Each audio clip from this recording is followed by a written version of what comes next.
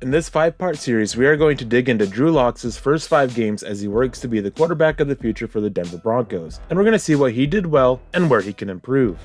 Lock didn't see the field during the season until week 13 due to a thumb injury in the preseason that landed him on injured reserve, and Denver seemed hesitant to get him out there on the field after he was okay to come back.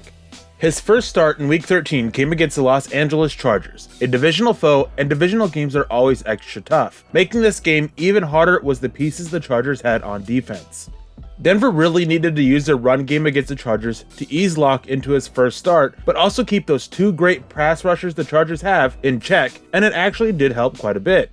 Lock seemed anxious out there on the field at first, but he soon settled down. The first drive was rough, but the second drive he moved the ball downfield for a touchdown while making some big boy throws. He followed that up with taking an interception by the Broncos defense and turning that into another touchdown, which was a must to capitalize on the turnover and the great field position they had.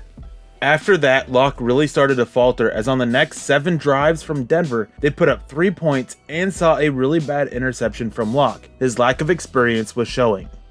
During these drives, Lock was rather erratic with his throws, especially with the placement. There was also some very questionable decisions, which are partially excused for the lack of experience. Entering the middle of the 4th quarter, and Lock really needed to step his game up with the game tied at 17. He started making smart throws where he wasn't trying to force things and led 2 field goal drives. The game ended up coming down to the final play where Lock took a deep shot to Sutton that fell incomplete, but it drew the defensive pass interference flag, putting Denver in range for the game-winning field goal. So Lock walked out with a win in his first game as a starter, where he had a solid but not great game. He showed some serious potential, but the issues and inconsistency with placement needed to be worked out. It was enough to keep going forward with him as a starter, though Denver didn't really have any other options, and keep developing him to be the quarterback of the future, hammering out those kinks.